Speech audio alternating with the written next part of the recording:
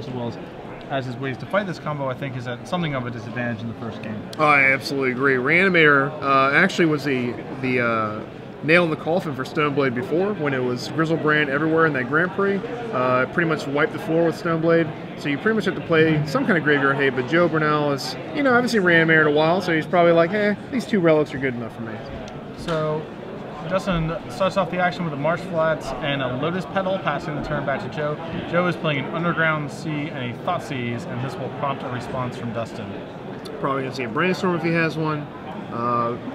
Definitely Joe has some kind of weapon to fight. Him is not so bad against. Reanimator is obviously way worse against it than most decks, but any kind of hand disruption can stop combo decks and their tracks. Joe's going to really need some kind of additional help besides one Thoughtseize, I really believe, in order to win this matchup. So, in response to this Thoughtseize, we're seeing you Entomb. Joe has to put up the appearance that Force of Will is in his deck somewhere, because he's currently completely exposed. Right. Most of the time in acting in Magic, I'm not a big fan of, but in this scenario, you have to make the Reanimator player believe that you have Force of Will, like you said. Otherwise, he knows it's just open season is going to combo out pretty much at will. You notice he has a Baleful Strix in his hand. It's a card that's an interesting card, and it's not really in any Stoneblade lists, mainly for the fact because it doesn't really do a whole lot against a lot of decks. It's very good against the aggro decks. Obviously blocking and killing and the drawing card is all, you know, well and good. But like in this situation, you're going to see tapping out turn 2 for Baleful Strix is not exactly a powerhouse player. So that Brainstorm is going to go away to Thoughtseize. We see a hand of 2 Careful Studies and a 3rd cantrip, I assume cantrip that I couldn't make out. Do you like I might have brainstormed in response to that. If he has a Reanimate, he could have easily used both the Entomb there and then Reanimate on his turn. I guess. See him rip Animate Dead. He's gonna crack the pedal and cast this Animate Dead. I guess if you know your top card, I guess you don't need a brainstorm there. All right, Joe Bernal says okay because obviously he has no answer to it, and looks like it's going to be a little rough here on out. So Dustin's going to go ahead and draw a 7 now that he has the opportunity. Looking for a land drop, perhaps another cantrip to further his hand, perhaps a Force of Will to protect himself from any sort of answer that Joe has. Yeah, Joe is packing 1 Go for the Throat, 4 Sword to Plowshare, so he has a few outs, but then again, it's not like this Grizzlebrand came in and did nothing. Drawing 7 cards, nothing to shake a stick at. He can easily draw 7 more and be at a safe life total. Joe is in a world of hurt.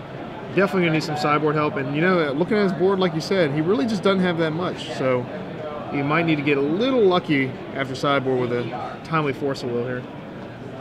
I'm sure the Reanimator player has some kind of therapy or something on the board, more hand disruption. A couple Thoughtseizes, some Python Needles, Chain of Vapors, and whatnot to get around some of those graveyard hate spells. Okay. That shall probably do it for this game. We're going to see, obviously, Joe play it out here. I mean, you got to try.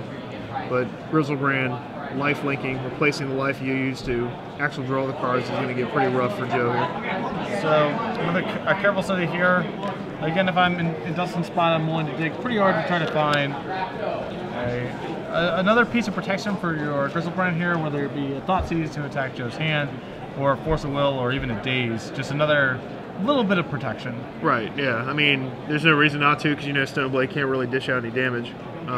Abrupt damage anyway. Knowing the matchup, it's pretty easy to just keep drawing and drawing and drawing. At this point, I guess Dustin can pass and then draw 7 again if he needs to in response, if Joe does have the removal spell necessary. Or he can do it on his turn again. He's going to have to discard a lot of cards if he does so. So, Dustin debating again if he wants to draw 7 or just pass the turn.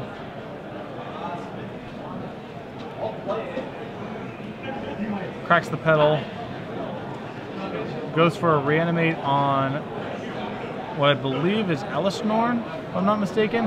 Alright, so we are just creating a little mini army on turn 2, thanks to the help of Petals. I remember the day they unbanned Entomb and just made this deck a thing again. And It was a pretty sad day for control players here. definitely can't leave home without some rest in peace or some surgical extractions. It's just a dangerous world out there. He does have a go for the throat here, so he has a removal spell for Grizzlebrand. I think he's going to try to use it. Right now, main phase. He really doesn't have anything else he can do. And he's going to let it die. I'm sure Dustin has another reanimate spell. Probably another animate dead. That would be my guess. Or maybe he never had the Force of Will. Maybe he didn't draw it off all of his cards. Well, he only has a single main deck animate dead, so he's on 4 Exhumes and his reanimates, which he can no longer cast because of his life total. Right, yeah. So I'm assuming he has an Exhume by now. He did draw 14 cards, so it'd be pretty unlikely he didn't, but you know, I've seen crazier things.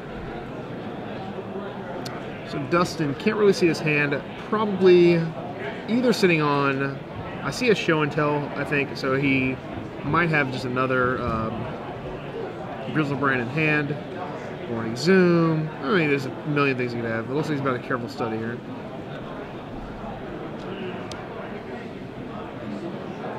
Joe, obviously, very limited on his show and tell combating. He can put in play a Baleful Strix, a Stoneforge Mystic, all just die. I tried to put a Jace the Mind Sculptor in the first time I played against show and tell. That is not a legal play. No, not backwards compatible. No, nope. And, well, I'm pretty sure Joe knows that he's not allowed to do such things either. I do see the Exhume in his hand. Snoring comes across for 4. And we're going to see an Exhume here. Probably going to go to 3 life. He's debating whether to use the Puddle or not, but he's going to go to 3. The difference between 4 and 3 not significant, especially if he's able to get this Grizzlebrand to stick. He's going to gain a bunch of life and etc., etc., etc. Right. And Ellis Norm prevents Joe from playing any kind of chump blocker of any kind. Everything in Joe's deck is dead to Mr. Norn. And here's Exhume. Grizzlebrand returns.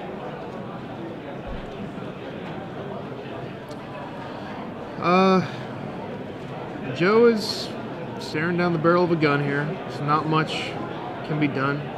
You can Thoughtseize. Yeah, you can Thoughtseize, see some more cards in the deck, even though there's not really much surprise here. I think he is going to Thoughtseize here. I mean, there's no reason not to.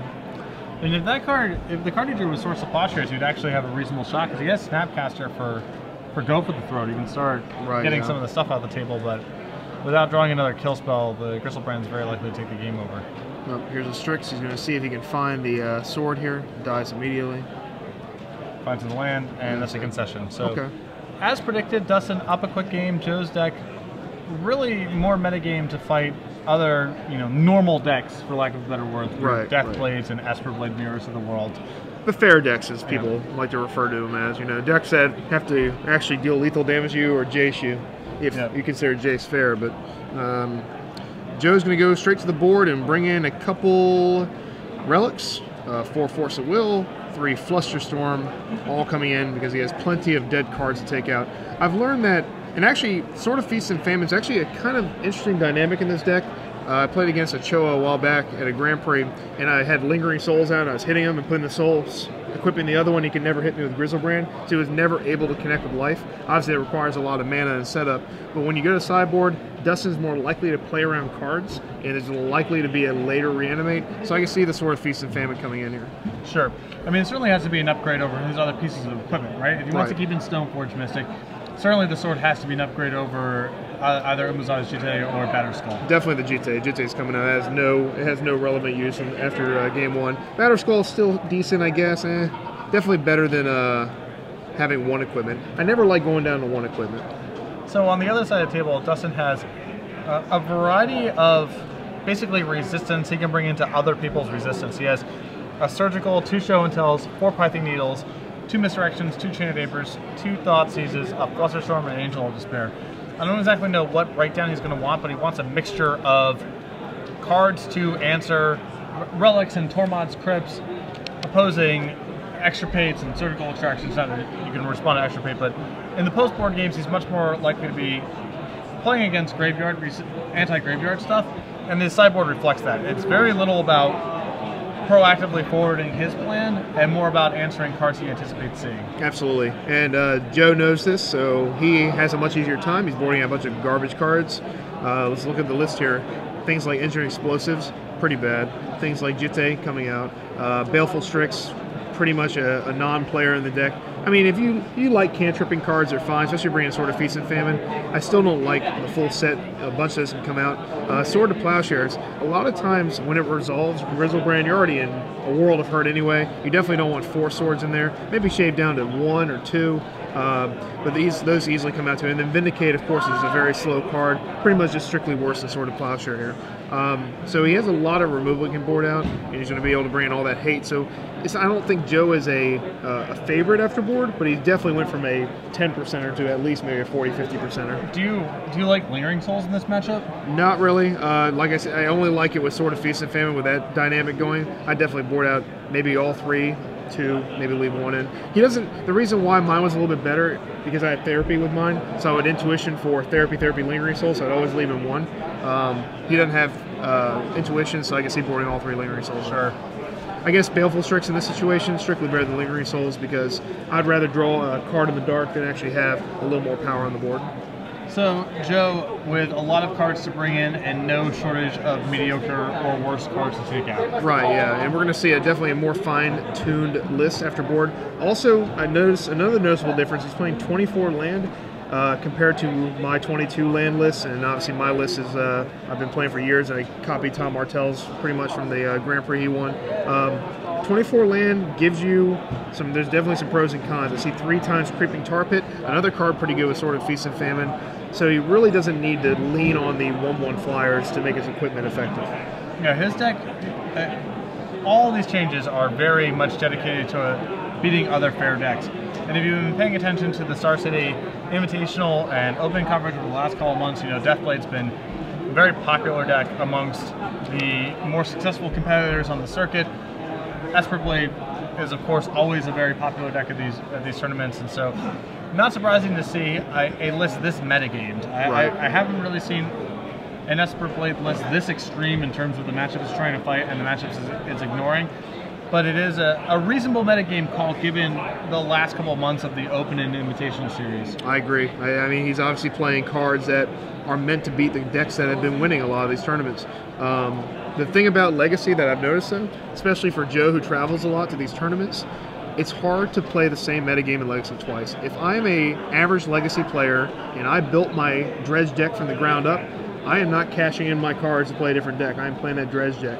And like me, I'm playing Esper Stoneblade. I don't know how bad it gets. I'm still playing Esper Stoneblade. It's still a good card. I spent $2,000 on my deck. I'm going to play my $2,000 deck, Right. So Legacy, I notice a lot of people, besides maybe a handful, will pretty much play very similar decks or the same deck. So it's hard to kind of nail the metagame. One place you'll have High Tide win. Another tournament you'll have 0 people in the entire 300 playing High Tide. No, and you're seeing Joe here take a mulligan. Dustin appears happy with his 7.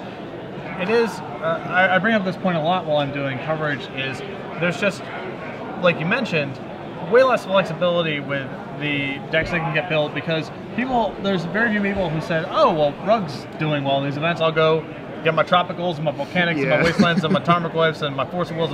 It doesn't work that way. Often people invest in the format and then that's the deck that they play kind of come hell or high water, right? Exactly. So when that's the world you're living in, the metagames often don't evolve that much, even if there's a clearly best performing deck. Oh yeah, and that's evident here. And it looks like Joe, even as someone who probably has access to a lot of cards, he just says, you know what, my Esper Blade list is not winning too much. I'm just going to jam 400 Turok in there, some more land, and I'll be able to fight these decks that have been real popular. So I like his strategy. If he can cast him consistently on turn 2, more power to him. But that's not an easy thing to do in these 3-color decks with Wastelands everywhere. Joe taking over a 6-card hand, I believe it is Relic, Strix, Jace, and 3 lands, if I saw correctly. Yeah, I think that's an easy keep here. Going to 5 is out of the question when you have Relic and 3 land, I think. Assuming I saw his hand correctly. And it looks like you did. Here's a Relic. There's a 2-of in his deck, but the good thing about Legacy, a 2-of in Legacy is much more than a 2-of in other formats. There's so much searching with the Ponders and Brainstorms in the world that you can afford to have these singletons or 2-ofs and see them with more regularity. Right. And Dustin's looking over. He's like, hey, this is probably for me. So. Now, in fairness, Dustin does have a lot of cards in his sideboard that can answer a relic. If he's brought in Chains, he can try to go off in one turn. If he's brought in Python Needle, then that's a very easy answer. Right. Relic's one of the better answers for this deck, mainly because Joe Bernal has one copy of Academy Ruins. So he has the ability to use it multiple times, especially if he's short on cards in hand or playables. And in turn, he can use it, put it on top of his library, replay it. It's not a bad series of plays. I wonder how many Snapcasters Joe has. It's another card.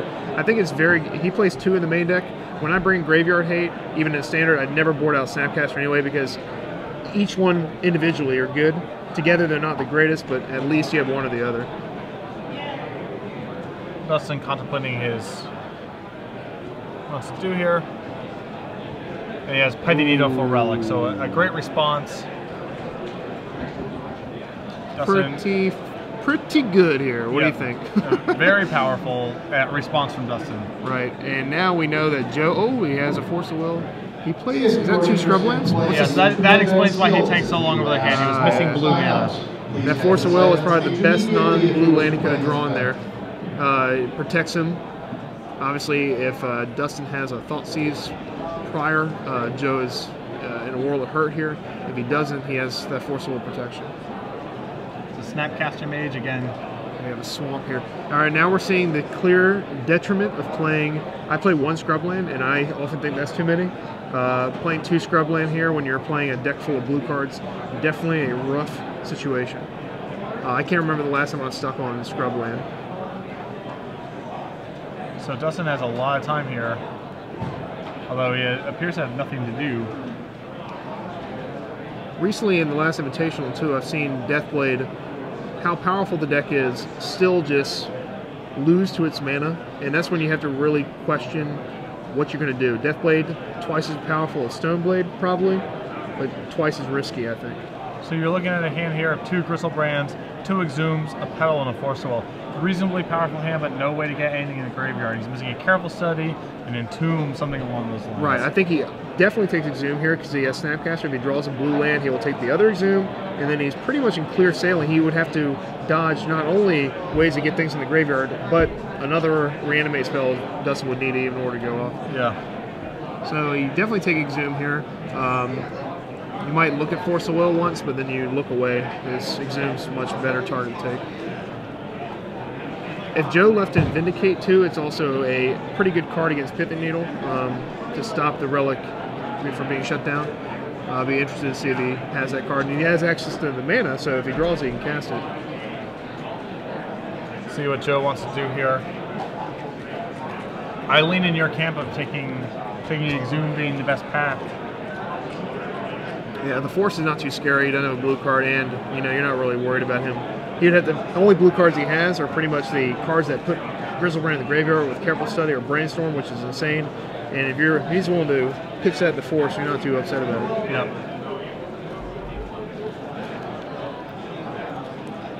It appears Dustin is just drawing Brainstorm. Yep. Brainstorm or Careful? I believe it was Brainstorm. Well, he's definitely going to be using it, so we'll see it soon. Joe's not going to be too happy about this draw. He's really just looking at his deck right now saying, please give me a blue source. I'm sorry for running Swamp, Scrubland. It won't happen again. Please give me my island. And the worst part is he has 3 copies of Creeping Tar Pit, so that's also not the... I mean, you'll take it, but that's another tapped blue land. He's definitely running less of the duels. Only 2 copies of Tundra instead of the 4. No copies of... Or, excuse me, 3 copies of Underground Sea. So he's definitely got less blue here. So this Brainstorm, Joe is contemplating Force of Willing. The instinct, of course, is, generally speaking, to Force of Will whatever the relevant spell is, but since Joe knows about Force of Will plus Exhume, it's possible that he can draw 2 cards, a blue card plus a Careful Study or an Entomb or what have you. I am actually with him on this Force here. I think the I would rather have Dustin playing off the top than being able to draw any kind of careful study effect or anything of that nature with a blue card, because what happens then? The game's over. Like, I would rather say, you know what? I can draw blue mana before he can draw a careful study here. I think it's pretty simple. I think he has to remove Baleful Strix here. I mean, Jace is going to win in the game after he's done. Snapcaster Mage is obviously not the card to pitch. Snapcaster is an easy keep. The problem with Jace is he's so far away from being able to cast that. The Strix, I just don't see him doing much. I wouldn't be, I'm not really against him pitching the Jace, but definitely not Snapcaster. Yeah, so he's going to hold on to the Jace there and keep his Snapcaster. So running blue sources of mana, very powerful for Joe. Did not know what he drew. Is that Notion Thief? That appears to be a Notion Thief. All right. Not the greatest card, obviously, when your opponent, when you're not on blue mana, of course. But I see Notion Thief being a possible winner here. Dustin does play Brainstorm, Careful Study, but I don't think Dustin really cares about ditching 2 cards in Careful Study at that point. And there is said Creeping Tar Pit. So we are slowly getting to blue mana. Yeah, I saw Dustin draw a blue card here. I'm not sure what it is. It might have been Show and Tell. God, if that is Show and Tell, can you imagine if that Creeping Tar Pit was a blue mana source that was untapped? That makes me sick, to be honest. Well, he would have thought, see, he's got that.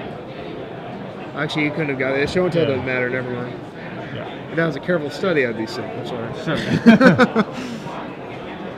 Well, actually, if it was a untapped blue source, we'd have Notion Thief, which he gets to put in play for the Show and Tell. Not really better than Grizzlebrand here. No. But pretty funny, though, because you can't draw any cards. I'm adding it all together. It's coming to me slowly here. The pieces of the puzzle are coming together. All right, I'm okay with this. Yeah, Joe's like, okay. All right. Yeah. We can dance. Game on. Yeah. He's like, Dustin is definitely shocked. Yep. And now a blue source for Joe is insane because he can play Jace and bounce Grizzlebrand. And it can't respond with any of his. He's reading this card. You know what Notion Thief does. Get out of town. Might be the first time he's seen it. Maybe. If he's a legacy connoisseur, then definitely. All right, let's see if we have a blue source here to pretty much put Joe in the driver's seat. And he does. Running blue. Joe is definitely happy. Notion Thief is obviously a house against Grizzlebrand. If Grizzlebrand doesn't get to attack, that is, of course. Which we know he won't be able to because Jason's going to come and stop him. The sick part about this is Dustin has very few cards he can draw to. Careful Study is a miserable card. Joe will draw 2 cards. Dustin will draw 0. And then he has just to rip Exhume after that. Or excuse me, he gets to cast Exhume he has then there, but it's still not that good. You don't want Joe drawing all these cards, especially after all the hate comes in from sideboard. So you see Jace the Mind Sculptor under the battlefield, very likely to be an unsummon on Grizzlebrand, which Joe snaps off, and Notion Thief across. Notion Thief is my favorite new addition into Legacy. It's made Stoneblade resilient against the bug decks, and now we're seeing it in action against Grizzlebrand. Pretty good. And Joe has now, I would say, officially turned the corner. Right, now Dustin is, I'm looking at his deck here, he has maybe a Chain of Vapor to deal with Notion Thief, but Notion Thief, as we know, has Flash. I don't see many ways he's going to be able to get around this card. Luckily for him, there's only 1 copy in Joe's deck, so game 3 looking pretty close to being evident here. He won't have to worry about the 1-up. Alright, so here's our brainstorming with Jace. Finds a Force of Will, which is quite good. Another Snapcaster Mage. A lot of action here to go along with his brainstorm. Snapcaster in hand. I would say Joe's in control here. This is a good feeling for Stoneblade. You're holding all these blue cards, and you know your Reanimator player, even if he somehow miraculously got Grizzlebrand back in play, you can't do anything with Notion Thief in play, and you have another unsummoned to Jace, and it's just a nightmare. There's Elish Norn is the card that he wants to get into play at this point. Joe trying to go for a Snapcaster Thoughtseize, which he will. Shows a hand of Force, Grizzlebrand Exhume, Reanimate, and a second Griselbrand. I think we take Force at this time. I'm not too worried about the Reanimate spells. I'm not worried about any of those cards, to be honest, at this point, but, you know, I'd like to be able to... You're not worried about what happens if Dustin rips Entomb? Yeah. I guess the two Reanimate spells, you have your own Force to combat it. So I guess the worst scenario, if he left Force in his hand and takes, let's say, Exhume, Dustin would be forced to draw Entomb and blue card in order to get through Joe's Fortress here. Yeah, I think Exhume is the card I would most likely take here, because... Alright, Joe's going to go with Force of Will? Okay. Just because you're quickly reaching a life total, next turn you knock Dustin to a life total where he can no longer reanimate anything. Yeah. So I would be inclined... I think Exhume rather shuts the most doors, but because you have Force of Will to protect you this turn, and then next turn Reanimate's shut off, but right. Joe's going to go with Force of Will. Yeah, I think it's going to end up to be the same, except for, you're right, Joe would be forced to use his Force of Will, where the other line, he doesn't have, probably doesn't have to use his Force of Will here. But it doesn't look like Dustin's going to need to get through Counter Magic and draw two specific cards in a row. Yeah, that Notion Thief is weirdly not locking Dustin out of a lot of his angles here. Right. I would definitely attack with Creeping Tar Pit here. That just puts him reanimated. It's not even castable at this point. And he drew another Thoughtseize, and he's got a Force. This game is all but over here. We'll be going to game 3. And you'll see Stoneblade do this to a lot of decks. It has the ability after board to trim the fat and become a well-oiled combo-hating machine.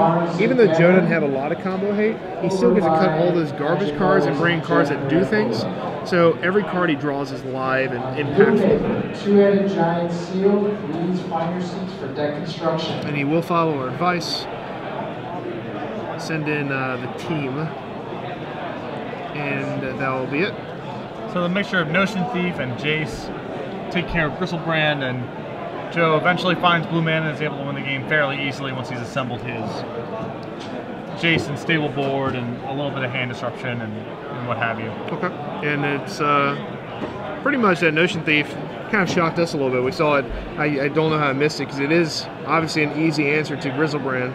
I'll probably use that to help my game a little bit, you know. If I'm playing against a Reanimator, I'll definitely bring it in that scenario. A lot of the Reanimate decks don't run Show and Tell, though. A lot of them are just all about the graveyard, especially the new phenomena of Goro's Vengeance, Emrakul, resurgence of that deck. Again, these Reanimate decks are kind of fringy. There's not many of them, but they all try to do the same thing. Either put Griselbrand in play or Emrakul in play. Those are the two hot shots. Yeah, there was a surge where Reanimator was one of the biggest decks in the format about a year and a half ago. Right after the printing of Griselbrand, there was a lot of entombing and exhuming going on, but a mixture of just graveyard hate being pretty prevalent in the format overall, and then I think the printing of Deathrite Shaman being a very flexible, powerful card that's in a ton of decks, and also happens to just be excellent against reanimating at sorcery speed, has pushed this deck more to the fringe. Yeah, I mean, it's hard to win when the one drop that everyone plays has beat you half the time by itself. And that's obviously what we're seeing here. I'm surprised, actually, looking at Joe's deck, that he's not running Deathrite himself, because it really helps with him to Turok. And I can see Deathrite maybe being in Baleful Strix, a split of some sort. But, I mean, he's actually just all about the Creeping Tar Pits, the him to Turok turn 2, and then everything else is pretty standard Snowblade. So I wouldn't be surprised to see a deck like this that could incorporate Deathrite Shaman. Well, all the creatures, it's noteworthy because all the decks in his all the creatures in his deck, it doesn't actually matter if they're immediately targeted by spot removal. Strix, Stoneforge, Mystic, and Snapcaster Mage are all durable in their own way against spot removal because they all do something when they enter the battlefield. Deathrite Shaman would be a card that you're adding that's completely predicated on getting to untap. Right, yeah. So part of his strategy might just be the format's pretty removal heavy. People are anticipating opposing Deathrite Shaman, so I only want to play with threat cards that are durable against spot removal somehow. Yeah, everything but Creeping Tar Pit is definitely durable. A lot of times I've noticed myself sorting a couple of these early drops, like Deathrite Shaman, because you kind of have to when you're playing the mirror match, and then I die to a Creeping Tar Pit. So besides the Tar Pit, he's pretty durable, and that's what I love about Legacy. Every card is 1 or 2 mana. and they're all super, super efficient, and you really don't care if they get removed. And half the time, if they don't get removed, like Dark Confidant, you're going to win the game if they leave that guy in play. So Yeah. So we're going to another game here, game 3. Dustin knows the jig is up here with the old Notion Thief. He doesn't know there's only 1 copy, so that's an advantage for Joe. All Dustin knows it could be 2 or even 3 copies, and if there is 2 copies, you might have to think about boarding out Show and Tell. Yeah, no, it is a much riskier proposition in that world. I think Show and Tell is probably in the sideboard a hedge against Graveyard Heat. He knows Joe now has Relic of Progenitus, which he can cover with the Python Meals that he brought in. I'm curious to see if he brings in more Show and Tells, anticipating more Graveyard Heat out of Joe, or if the Notion Thief scares him off from leaning too heavily on that. Yeah, I guess we'll wait and see. We'll see if how brazen Dustin is here. Thinking over the mulligan or not. Looks like both players are keeping. And we have a ball game here. I see Stoneforge Mystic. I see Force of Will. I see Flusterstorm in hand. yeah, Flusterstorm. Yep. Joe's also brought in. And I think I see a Brainstorm in the mix of that. Dustin, it looks like he doesn't have the quick start. He doesn't have the Thought Seize or Hand Description that he easily have boarded in. He does not have the Entomb early on, or he might be holding it, see if he has protection. He will be brainstorming though. Joe not really looking to curve out, just keep his Flusterstorm up, protect himself as much as possible from any of Dustin's explosive openings. What do you think about a Flusterstorm on that Brainstorm for 2 there? If you have Force of Will in hand. It's really risky if Joe doesn't have Force of Will to protect himself. Oh, I think I saw Force of Will in his hand. If Joe does have Force of Will here, do you like the Flusterstorm there? I am not a huge fan. I guess we'd have to see their entire hands before making a decision like that. Yeah. It really depends. If Joe is packing Force of Will, I wouldn't really hate him for that decision. Dustin would need a real specific amount of cards. And this will obviously eat a Flusterstorm if Joe has not already decided on this. Yeah, the problem that I have with Flusterstorm and the Brainstorm is, if you have only your Force of Will left over as protection, you don't really know what it is that you need to fight over.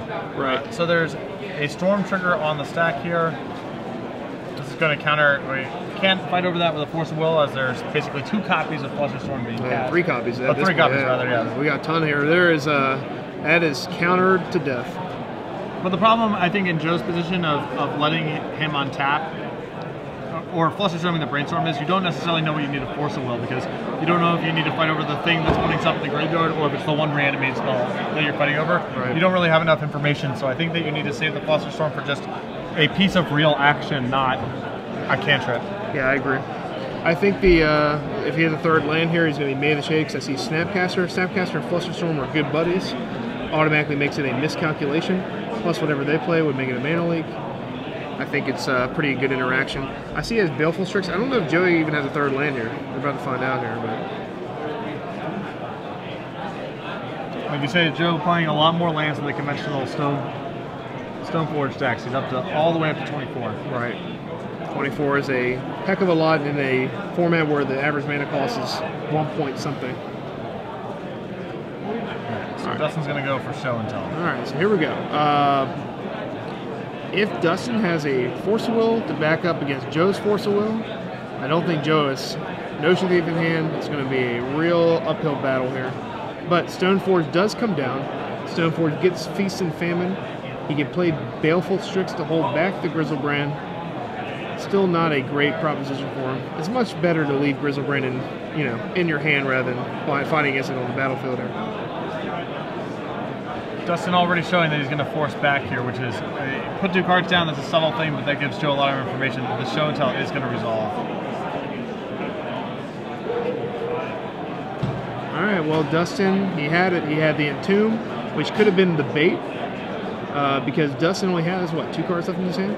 So probably don't even have. I would have played the Stoneforge there and got the Feast and Famine and just cast Baleful Strix. Definitely, it's going to be a little bit harder now. I think he's going to have to use that fetch land in his hand. Nope. Maybe this brainstorm will result in some good stuff here. Yeah. He really needs a little bit of help. He's going to need an Ocean Thief here, or at least at minimum a Sword of Plowshare to be able to deal with that. Yeah, but even then, Dustin's got a life total such that it's gonna get rough here. There's definitely no good answer here. Joe brainstorms, finds a Strix, a Hymn, and a land. All right, well, I don't think you hit here. I think Hymn has lost its opportunity to be productive. I think it's time to play a second Baleful Strix after shuffling, and just hope you hit an Ocean Thief at some point. But again, it's a one of. Obviously did a lot of work from game 2. And, you know, sometimes these Reanimator decks, they have the Entomb, which you got to counter, and they have the Show and Tell, the Creature, the Force Will, the blue card, and you're just done. You know, just sometimes they have that setup. It's hard to beat. So Joe's going to go for Stoneforge Mystic again and find sort of Feast and Famine. So he likes, you can hear my strategy. I'm sure he's play tested and he knows that sort of Feast and Famine is not too shabby against Grizzlebrand. You can stop the life gain. And he's going to go into that mode. Dustin, however, will be able to draw a bunch of cards, sacrifices Grizzlebrand into the Baleful Strix, and probably use a reanimate spell to bring it back.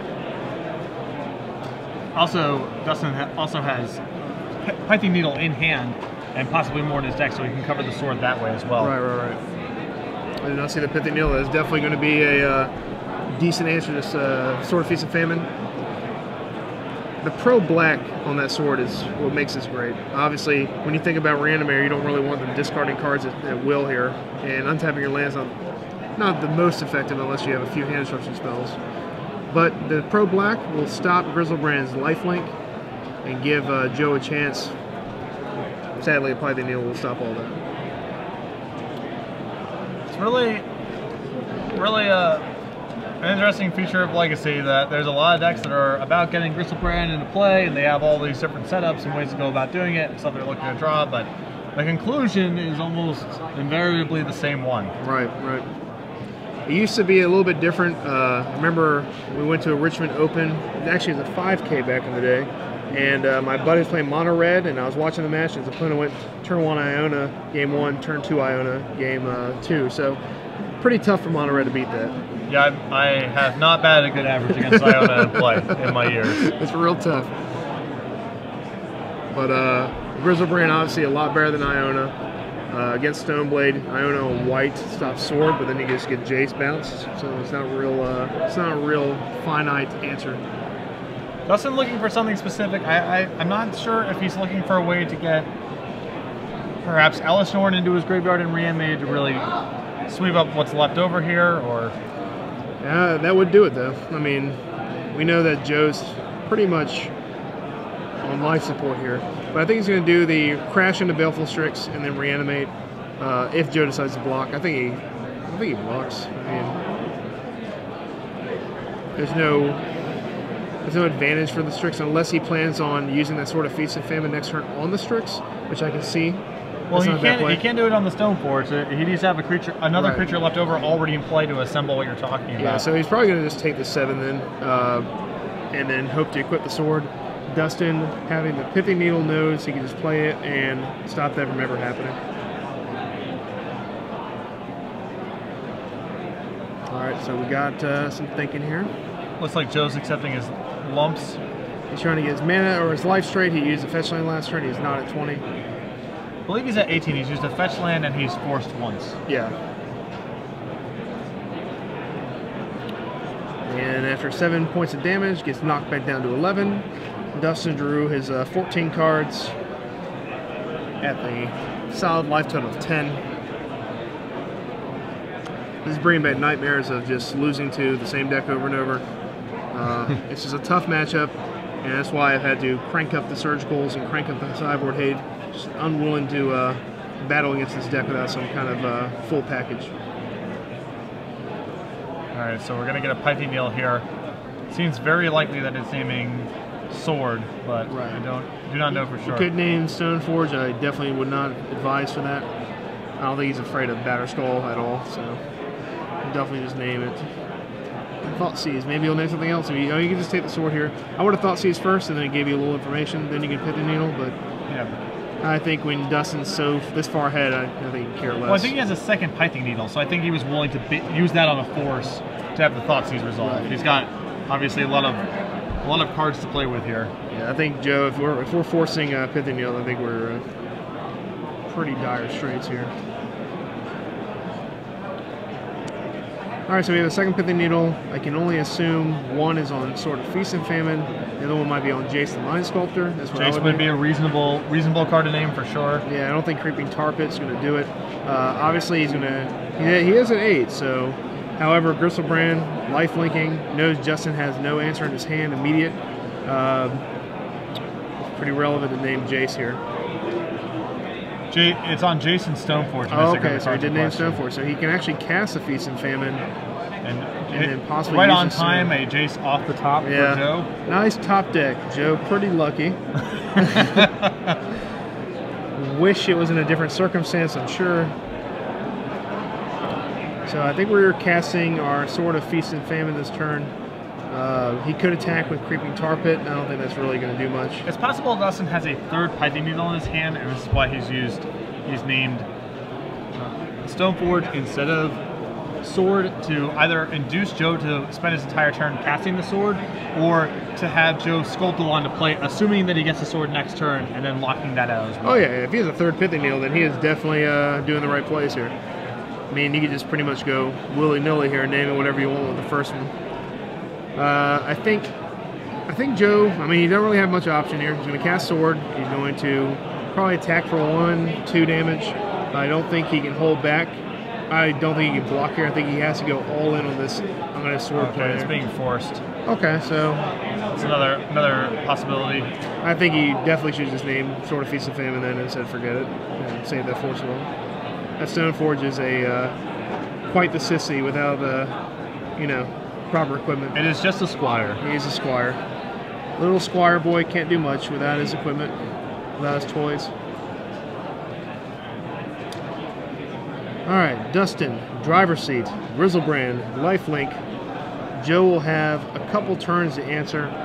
I mean, at this point, Dustin can just jam it into the Baleful Strix. Now Joe has no incentive to take it. I mean, we're definitely blocking at this point now. And Dustin almost certainly has backup reanimate spells he can use too. Yep.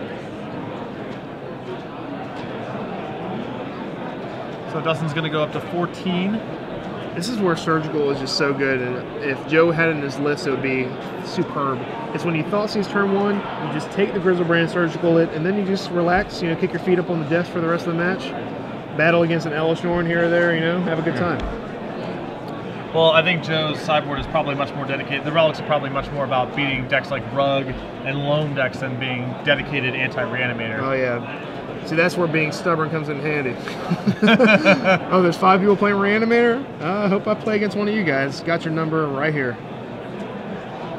People ask, why do you still play 1 Blue Elemental Blast? Don't worry about it. It's good. It hits, it's killed a Blood Moon and a winning in for an Invitational. It's countered a few Chain Lightnings here or there. Killed a Sulfur Elemental once. There is something to be said for stubbornness. Yeah, yeah. Because people don't predict to play against, don't practice play against these cards. They think that they're extinct. Well, they are not extinct. They linger in our decks. All right, so we have a rough situation here, as they say. So now we can put him at 2 life. It's gonna be fun. Joe with a hand of Polluted Delta, Jace, which is locked out by one of the Pithing Needles, and Stoneforge Mystic.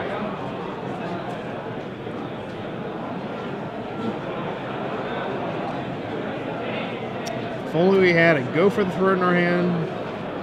That last turn, we could have maybe survived this and tar pit him to death. I'm doubtful, though. Grizzlebrand again attacks. No blocks. Joe falls to 3. Dustin up to 9. The thing about this is, though, remember, Dustin wasted that Force of Will on that Sword of Feast and Famine. So if Joe draws Sword to Plowshare, Dustin can't draw any cards because Creeping Tar Pit will finish him off. Active player finished the turn. You have 5 additional turns. That's an interesting dynamic here. It's actually, as bad as this has gotten, Joe's got some backdoor draws here to get out of this. Yeah, for sure. yeah, and it'll definitely, this will come back to, should I have just Pithing Needled the Sword of Feast and Famine? I would have Force of Will in my hand. And I don't even know what blue card he pitched. It had to be good because every blue card in that deck is either a card draw spell or another counter spell. So we'll see if that happens. I mean, I wish nothing bad upon anybody, but I do like to see some nice top decks, you know. So there was an Entomb and passing of the turn. I'm not sure what got Entombed there because it's off camera. I assume Ellis Norm, but you know, you never know. Maybe he boarded it out and it would be Iona. All right, so we're cracking here. We are thinning our deck out. I do not like that play in case you draw Brainstorm here. But, you know, he's going for that. He's trying to improve his chances by, like, whatever it is, 0.86% chance to draw no land, non-land. It's pretty low. Remember the old red decks, of old playing the 12 fetch lands and the few mountains. That's a little different in that situation. Yeah. You're only playing, you know, 18, 19 land in the deck, so. Joe trying to find a cantrip, maybe a Swords to Plowshare, which is potentially still a live draw. Yeah, I can actually see lines where Joe will win if he hears a sword, and that is a swamp. It's not a sword. Joe knows writing's on the wall here. You can play Jason, point at the Grizzlebrand, see if Dustin concedes. I doubt it's going to work. I think this is all but over here. He's still got a little bit of chump blocking. Does he have? Can he block Grizzlebrand? Does he have a Velvet Strix? Oh, he does Strix. Yeah, I think he's done so, unless he has one in his hand here. He's going to make a good showing here. Put him at 5 life.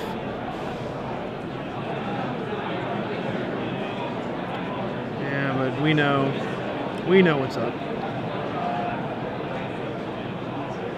There it is. Dustin Penn wins 2 games to 1 over Joe Bernal. Joe, perhaps a little bit flustered by some of the non-fortuitous draws, and I think some of